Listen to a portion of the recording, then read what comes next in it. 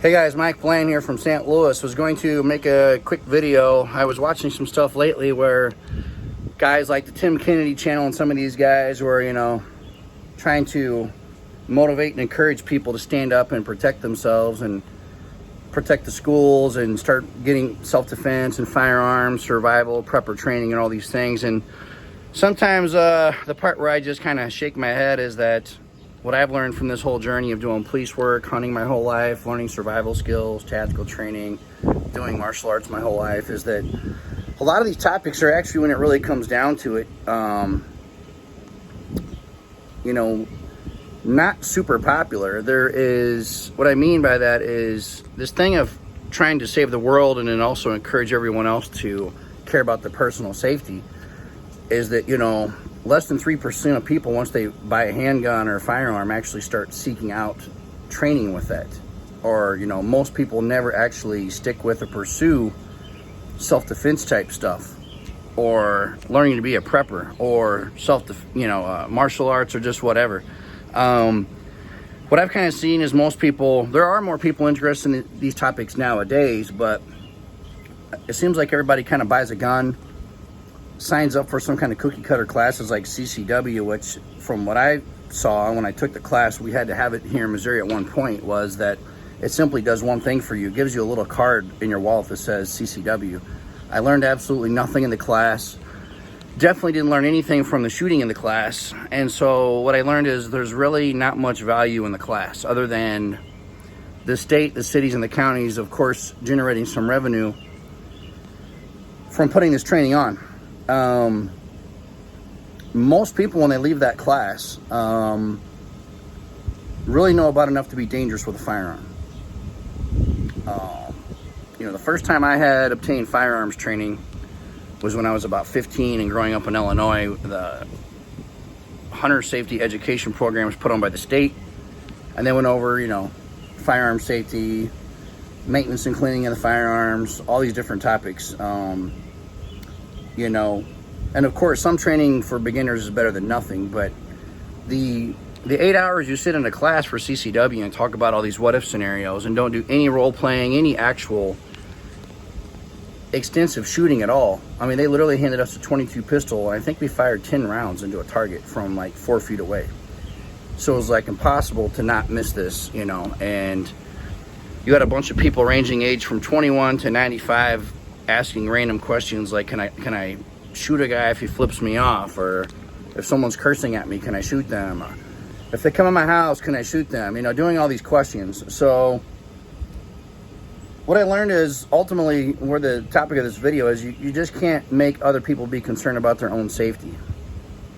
And then it gets into the prepping and survival topic of guys always talking about, well, I need to have, food, medical supplies, and weapons and ammo for my friends and my family and my neighbors and other preppers. Well, good on you if you're going to do all that. I can tell you that the attitude, the minute you think you're going to save the world, saving yourself is going to be hard enough if something ever actually happens.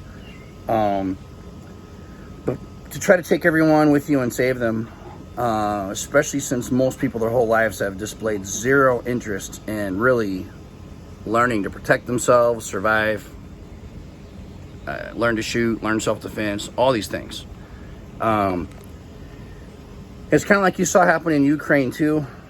Of course, most people naturally are always going to rely on the police and military to protect them, but waiting until another country's invading you to start learning to hold a firearm for the first time is way behind the curve.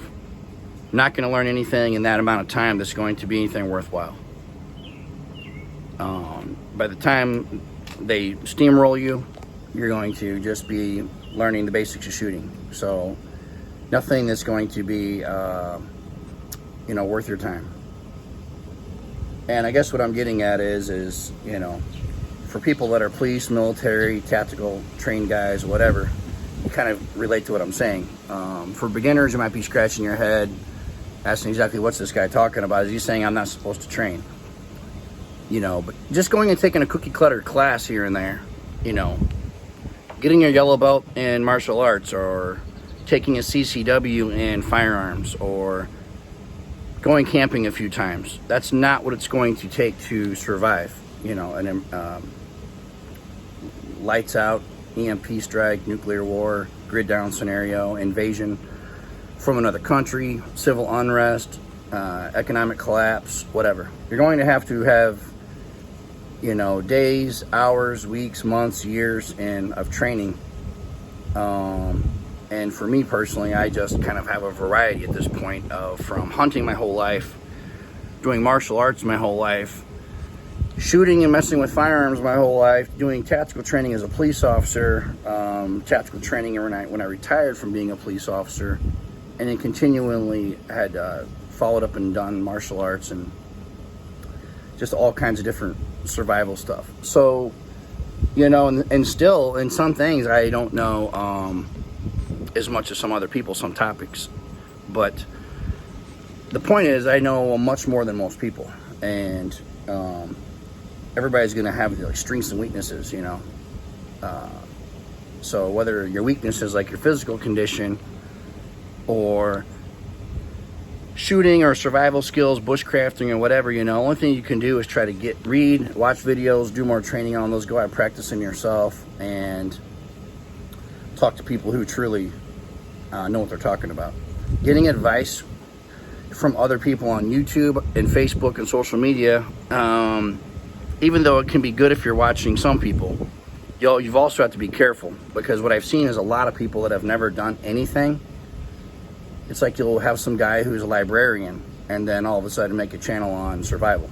And so now you're learning everything from this person, and when something happens, you do this and it's all wrong, or it's not good information, or in fact, it's something that may get you killed. So that's the problem I see a lot with people that are faking it. I talked to a gentleman yesterday out at Tactical Shit in St. Louis. He was a canine, former Army veteran and canine instructor. We were talking about, you know, guys out there who fake everything and say they're an expert.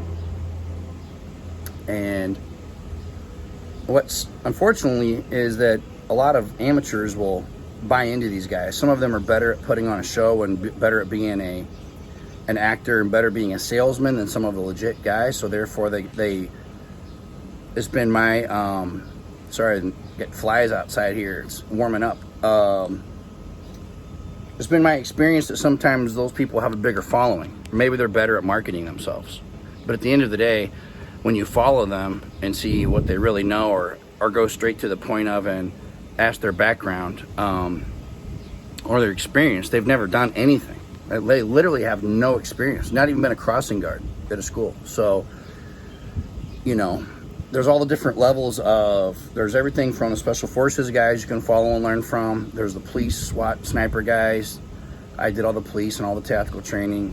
And then, like I said, my whole life did the hunting and martial arts and all that. But I would just get out and exercise, burn calories, and use your gear and get as much training as possible. But as far as saving everyone, I think you got to focus on you, your family, your company,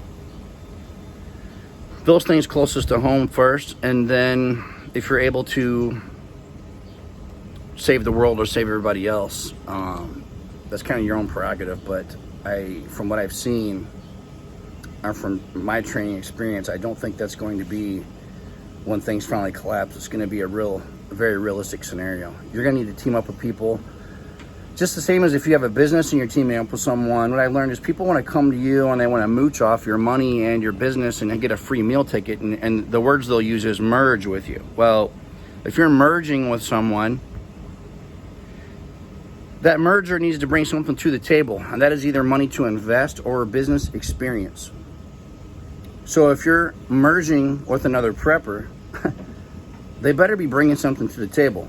They better be bringing food, storages of water, ammunition, weapons, training, some type of skill set, bushcrafting, being a blacksmith, being a welder, being a doctor, being an architect, somebody that knows how to rebuild society, somebody that knows, a construction type person, somebody that has a skill set. So if you have a multitude of all these different types of people and you have this community now, or this tactical team, And one guy's a doctor, one guy's a sniper, one guy can build things, one guy's an expert at primitive living skills. Now you have a lot of these really good quality skills.